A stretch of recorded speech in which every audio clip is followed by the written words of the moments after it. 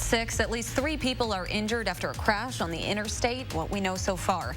And as UW-Madison faces its first coronavirus outbreak of the semester, why some students say it's already time to pack up and head home.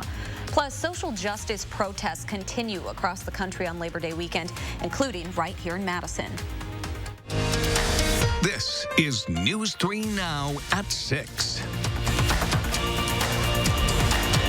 Thanks for joining News 3 Now at 6. I'm Amanda Quintana. Let's start with a look at your firstborn weather with Chris Reese, who's tracking a chance for some thunderstorms tonight. That's right, Amanda. Clouds aren't even in the sky yet, but once we get towards this time tomorrow, you will have heard showers and thunderstorms as they begin to roll on our way. Here is how things look outside right now. Abundant sunshine. Temperatures are at 74 degrees. We're finding all of those temperatures into the 70s for a lot of us. Janesville is at 77. Lone Rock comes in at 75. Boscobel a couple degrees warmer there at 79. Here's what we're watching, though. High-resolution Doppler, because showers and thunderstorms will begin to increase on this.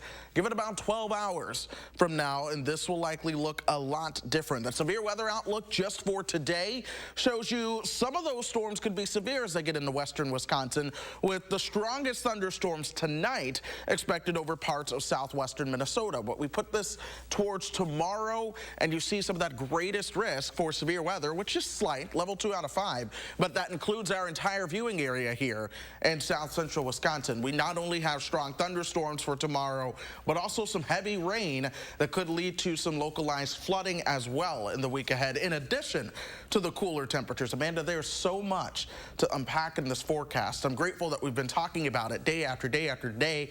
We will continue to do that so you can prepare for the rest of your holiday weekend and week for next week as well. All right, Chris, we'll check back in with you. Thanks. New information. One person is dead after a multi-vehicle crash in Madison yesterday afternoon. Police say the crash started when one car struck a guardrail and went airborne, ejecting both the driver and the child sitting in the passenger seat. Officials say neither of them were wearing a seatbelt. The crash is still under investigation by Madison police. At least 3 people are injured after a crash on I-39 this morning. Officials responded to I-39 just south of Highway 12 shortly after 11 o'clock. Madison Fire and the Wisconsin State Patrol, as well as 5 ambulances, were sent to the scene. All northbound lanes of I-39 were closed for nearly 2 hours due to the crash, backing traffic up nearly 6 miles. Just 3 days into the semester, UW-Madison is already facing several coronavirus outbreaks and quarantining hundreds of students. Yesterday, the University and Public Health announced a mandatory 14-day quarantine for members of 9 UW-Madison fraternities and sororities who live in off-campus houses. The 9 chapters have roughly 420 members. The university says 38 of them have tested positive for COVID-19 since Wednesday. Amid the outbreak, student leadership is asking to have a voice in how they continue their return to classes. Gabriella Becerra joins us live from campus to explain some of the changes they would like to see. Gabby? Amanda, these students want to be included in the Back to Campus plan. They're asking for a moral restart, which includes moving all classes online, reducing residence hall capacity, and requiring negative COVID tests before attending social gatherings. The Associated Students of Madison are standing behind other campus groups asking the administration to rethink opening campus during a pandemic. I think I speak for all students when I say, ideally, we would have in-person classes, but ideally we also wouldn't be in the middle of a national pandemic. Shared Governance Chair Katie McGlasson says the university needs to take responsibility for the risks of having in-person classes and correct any punishment to be equitable. There was no student input on that, and at the same time, the university has created a policy where all of the responsibility and in turn, all of the blame is placed on students. The messaging has all been about it's on students, it's on students, it's on students. Chair Matthew Mitnick says his degree program requires he take in-person classes this fall or risk falling behind. I can't tell you how many people I see just walking to class without masks. Even by taking every safety precaution, Mitnick says he fears the repercussions of testing positive. It terrifies me that I could bring it home to my roommates. And the board says the university owes it to the rest of the city to do their best to prevent the spread of COVID-19. It comes back to what's going to be safe for students and safe for the community that we live in and that we have a large impact in. Students aren't just isolated to campus.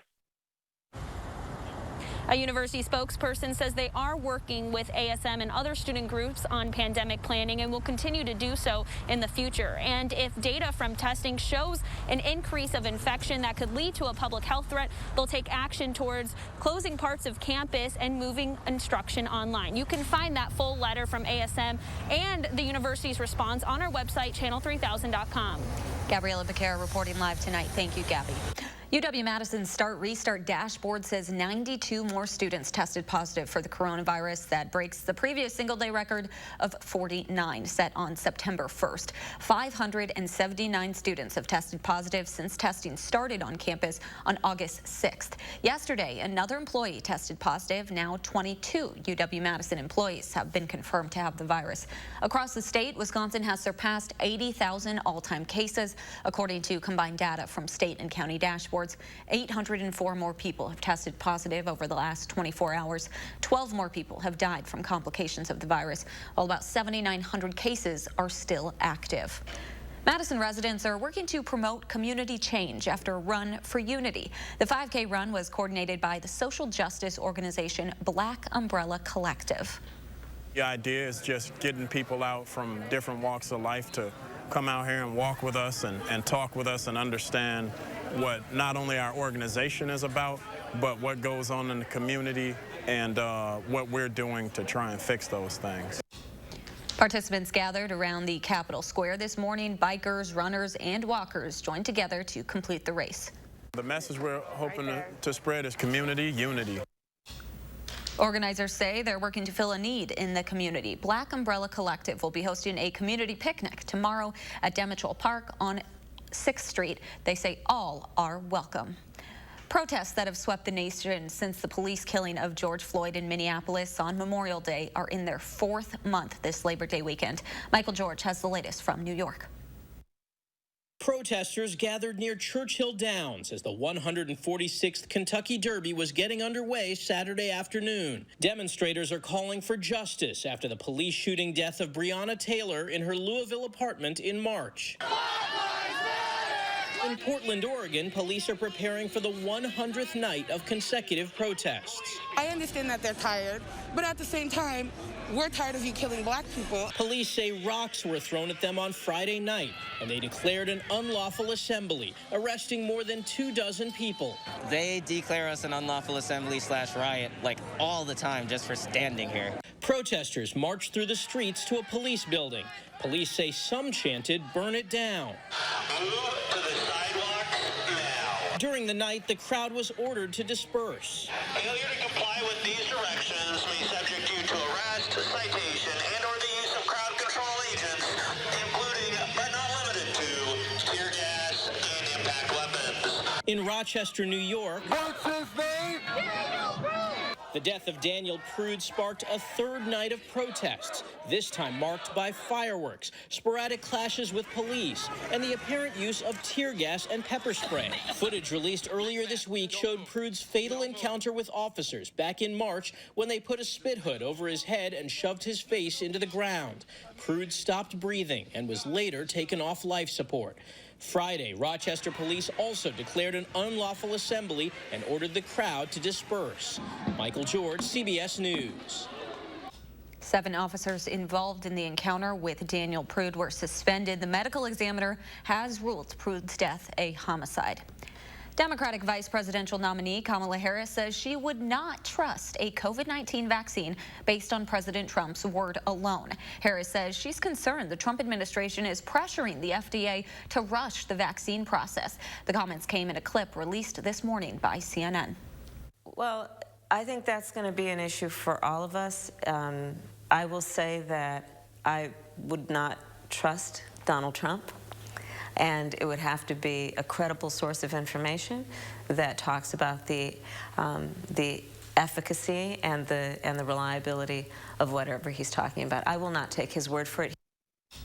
Senator Harris is scheduled to make her first campaign stop in Wisconsin in Milwaukee on Monday.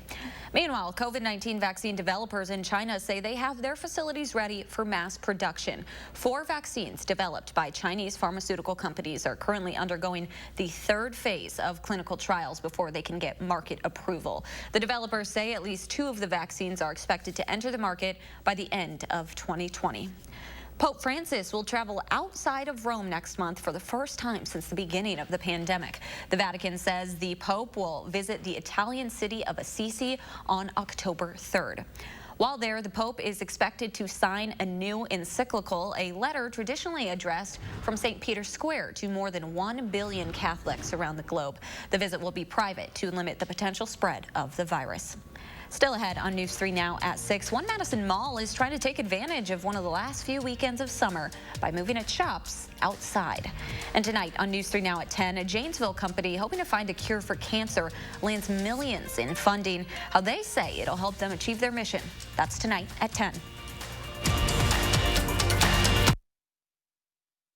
Get a free TV or air fryer during Steinhaffel's biggest Labor Day sale ever. Save 35 to 75% store-wide plus $100 off. And check out these incredible specials, priced to sell out for $99 each. Plus many more living room, dining room, and bedroom furniture, also priced to sell out. Get free in-carton shipping and special financing for 60 months. So save big and get a free air fryer or TV this Sunday and Monday, only during Steinhaffel's biggest Labor Day sale ever. Home is dancing because no one's watching. Home is a reason to disturb the peace. Home is laughter. Home is where heads come to rest. A place to let go and a place to find again. At Stanley Steamer, we love home, and we know that a clean home is a healthy home. We're ready when you are. I was sworn into the United States Senate in a hospital. My wife and daughter had been killed in an automobile crash. And lying in the bed were my 2 little boys. I couldn't have imagined what it would have been like if I didn't have insurance to cover them immediately and fully. 40 years later, one of those little boys, my son Bo, was diagnosed with terminal cancer, given months to live. I can't fathom what would have happened if the insurance companies had the power to say, last few months, you're on your own. The fact of the matter is, healthcare is personal to me. Obamacare is personal to me. When I see the President of the United States try to eliminate this healthcare in the middle of a public health crisis, that's personal to me too. We've got to build on what we did because every American deserves affordable healthcare. I'm Joe Biden, and I approve this message. You are watching News 3 Now at 6. Welcome back. Shoppers are saying goodbye to summer at Hilldale Mall's Labor Day weekend sale.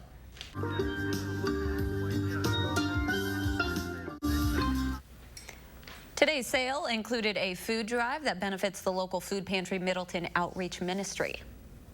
Food Pantry is just really in need right now because there's a lot of people out of work. There's a lot of people in our community who need their support now more than ever. So their food pantry is low right now, and that's what we're collecting for. Businesses hope that the sale will bring back traffic lost from the pandemic.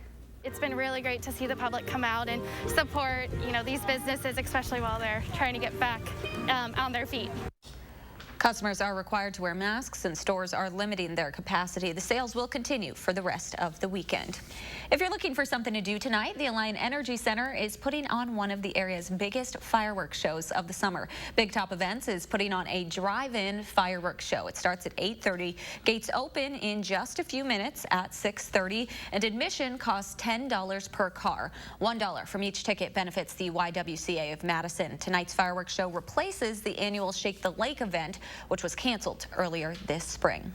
Still ahead on News 3 Now at 6, it's officially grape picking season. We check in with one local winery as they start the winemaking process.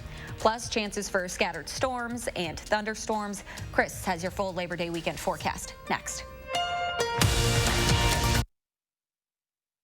If I'm your president, on day one, we'll implement the national strategy I've been laying out since March.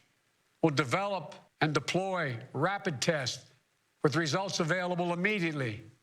We'll make the medical supplies and protective equipment that our country needs. We'll make them here in America. We'll have a national mandate to wear masks, not as a burden, but as a patriotic duty to protect one another. In short, we'll do what we should have done from the very beginning. Our current president has failed in his most basic duty to the nation. He's failed to protect America. And my fellow Americans, that is unforgivable. As president, I'll make you a promise. I'll protect America. I will defend us from every attack, seen and unseen, always, without exception, every time. I'm Joe Biden, and I approve this message. Love getting prices that are lower than low on food that's fresher than fresh? With the Pick and Save app, you can get personalized coupons on top of weekly sales and rewards like fuel points, all for prices that are lower than the everyday low. So go ahead, get lower than low. Pick and Save, fresh for everyone. A smile has the power to get you feeling all right. At Aspen Dental, it's all right to smile again with dentures starting at just $3.99. We craft them in our on-site labs from start to finish, so they never leave our office, and you never have to worry. And with dentures made in as little as a day, you can smile right on schedule. Relief you need at a price you can afford. Right fit, right quality, right price. At Aspen Dental, it's all right to smile again.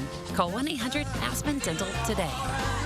Attention, have you or a loved one suffered from maculopathy, a serious retinal injury, after taking the prescription drug Almiron for interstitial cystitis or bladder pain syndrome? In 2018, a researcher at the Emory School of Medicine linked Almiron, a prescription drug that treats interstitial cystitis or bladder pain syndrome, to maculopathy, which is sight-threatening and can cause an abrupt change of vision. Call Almiron Justice for a free legal consultation. Please call 800-395-6755. Sponsored by Clean Lakes Alliance's Lake Forecast Monitoring app. You are watching News 3 Now at 6. T-Mobile is offering free internet to millions of students who might not otherwise be connected. The program is called Project 10 Million, and it's a partnership with U.S. schools. The more than $10 billion initiative will provide free wireless hotspots and high-speed data, as well as laptops and tablets at cost. Some 50 million students are learning from home now, and T-Mobile says the idea is to make sure technology gaps don't cause achievement gaps. A winery in Iowa County is experiencing a crop unlike any they've ever had. Is so perfectly ripe. It's a once in a, what for us is a 3 decades of growing grapes crop. I mean, you couldn't get it any better than what it is today. Botham Winery began harvesting its grapes today, marking the start of their winemaking process. A group of about 30 people spent the day hand-picking thousands of grapes, a process they say is harder than it looks. Not easy work. I mean, it's seemingly, just on appearances, you think, oh, that's not so hard. But once you've been at it for a couple hours, out in the sun, you kind of, well, yeah, this is hard work. The winery is still recovering from a harsh winter 2 years ago, so this year's harvest was smaller than usual. Grape pickers were able to complete the process, which typically takes 3 days, in just 1. Let's get a look at your first warn weather now with meteorologist Chris Reese. It's good that they were able to pick those grapes before the rain. Yeah, they'll want to do it now. Storms come our direction as early as tonight. They're certainly going to be noticed tomorrow. Then it's a lot of rain into the days ahead. This is the severe weather outlook as we go through the next 10 days. Let's focus on tonight. This is the state of Wisconsin right here. Most of your showers and thunderstorms, a lot of those are going to be further towards the west overnight tonight. We're talking mainly early in the morning, right around midnight or so. Sunday, you get 2 rounds, one in the morning, then you're going to have another into the afternoon and evening. But you see that yellow shading? That includes the entire viewing area. We're under a slight risk, level 2 out of 5, for strong severe thunderstorms. And I'm expecting really the strongest of those thunderstorms to be in the afternoon and evening round. We'll likely see a line that pushes towards the south and east. For your Monday, we'll see a few of those showers of thunderstorms mainly towards the south. We're drying out. Here's a bigger picture looking at that severe weather potential just throughout today. Notice that greatest probability where you have the enhanced risk. That's mainly towards the south and west of the Twin Cities. That big picture for tomorrow shows you not only is it southern Wisconsin, but eastern Iowa, parts of northern Illinois, all the way over towards Michigan have that chance to see those showers and thunderstorms, despite the fact that we're actually incredibly quiet right now. But that radar will likely be lighting up as we go through about the next 12 hours or so. The reason we're quiet at the moment is because high pressure is still in control. Here's the warm front with that area of low pressure over Montana. You see the cloud cover, though, starting to develop over the Dakotas. That's the leading edge of what's going to bring some showers and thunderstorms our way. And as well, it's going to bring a surge in warmer temperatures. As that warm front comes through, check out the warmth we're going to see into Sunday. Tomorrow's temperatures will actually be very close to 80. If they don't make it to 80 into Monday, that's when we see that cooler air working its way on in. That's also when we see those waves of low pressure that are going to be bringing the multiple rain chances our direction. The upper air pattern we talked about all week still looks to be on track for sending that cooler air our way. But watch this. This area of low pressure actually gets cut off from the main jet stream up in Canada. When this happens, you have systems that really just sit and spin on top of you for a couple of days, and that is the expectation as we move into the week ahead. Let's go hour by hour. This is tomorrow morning at 4:30. You see a line of showers and thunderstorms that moves through. Perhaps another one comes in at lunchtime. Then here's that line I talked about developing into the evening. Then the cold front comes in behind that. So we actually clear out. Then Monday afternoon, those clouds come back into the picture. Some of those showers develop into Monday evening. Then into Tuesday, here's that heavier rain that really begins to make its way on in here at this point. And it's not just Tuesday, but it lasts for multiple days. This is Wednesday now. We're still seeing that rain out there. Then into Thursday, then into Friday, we're still talking about the rainfall being around. So it's going to be a cloudy week, a gloomy week. When all is said and done, we are talking more than 3 to 4 inches of rain in different parts of the state. We'll see more sunshine returning for the second half of next weekend. Temperatures are staying comfortable into the 70s and 60s. All right, we're keeping an eye out for that rain. Thank you so much, Chris. It's the hardest day of the year, according to head coach Matt LaFleur. We'll show you who made the cut for the Packers roster. That's next in sports. News 3 Now First Warn Weather is brought to you by Lazy Boy Home Furnishings and Decor. Discover a shopping and design experience as comfortable as the furniture. Lazy Boy Home Furnishings and Decor. Schedule your free design consultation today. Once weekly Ozempic is helping many people with type 2 diabetes like Emily lower their blood sugar. A majority of adults who took Ozempic reached an A1C under 7 and maintained it. Here's your A1C. Oh, my A1C is under 7. And you may lose weight. Adults who took Ozempic lost on average up to 12 pounds. I lost almost 12 pounds. Oh! For those also with known heart disease, Ozempic lowers the risk of major cardiovascular events such as heart attack, stroke, or death. It lowers the risk. Oh? And I only have to take it once a week. Oh. Ozempic is not for people with type 1 diabetes or diabetic ketoacidosis.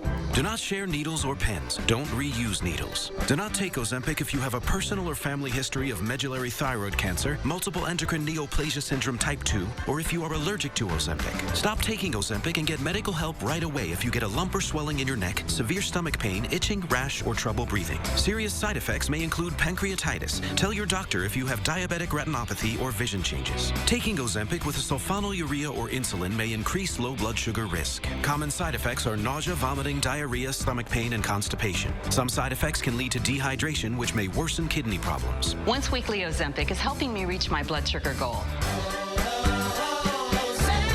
You may pay as little as $25 for a 1-month or 3-month prescription. Ask your healthcare provider today about once weekly Ozempic. Lawless criminals terrorize Kenosha. Joe Biden takes a knee. Biden and the radical left's weak response has led to chaos and violence, and their calls for defunding police would make it worse. President Trump is making it stop, sending National Guard and federal law enforcement to protect Wisconsin's families. Communities, not criminals. Jobs, not mobs. Strong leadership when America needs it most. I'm Donald J. Trump, and I approve this message.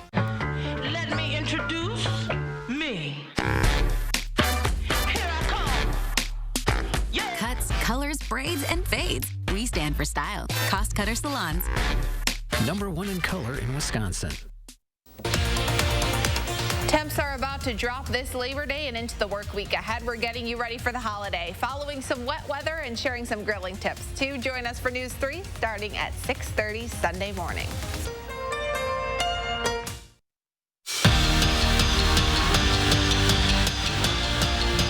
Well, this just in tonight, the NFL will reportedly test players and other essential staff for COVID-19 every day of the regular season, except for game day. That's according to protocols given to each team today. Meanwhile, the Packers, well, yesterday Aaron Rodgers rattled off 4 returning wideouts that he was positive would make the 53-man roster today. Well, evidently the powers that be did not disagree with QB12. In a bit of a surprise, former UW-Whitewater standout Jake Kumaro, a.k.a. Touchdown Jesus, among the wide receivers that didn't make the list. Also Darius Shepard, who spent some time on the practice squad last season. And especially after building relationships with these guys, this is definitely one of head coach Matt LaFleur's least favorite days of the year. I just want to make this known as this is the toughest time of the year for us. Anytime you're knocking on the door of cut downs, you know, you got so much appreciation for what our guys do and how they battle and how they come to work. And it's always tough when you take that away from somebody. Meanwhile, the Brewers trying to make it 3 wins in a row tonight. They're in Cleveland. This one just getting started. The Brew Crew stands 4.5 games behind the Cubs in the NL Central standings.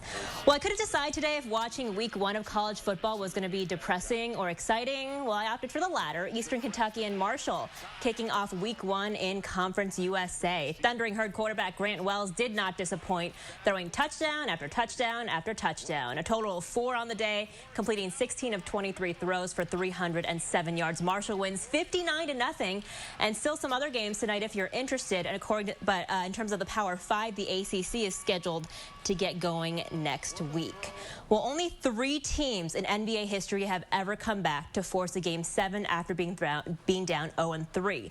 The Bucks could join the 1951 Knicks, the 1994 Nuggets, and the 2003 Blazers if they beat Miami tomorrow. But even if they do end up going home, one member of their staff will get to stay in the bubble. That is DJ Shauna. You might recognize her name from Badger football and basketball games, and she shared one of her favorite moments with me so far.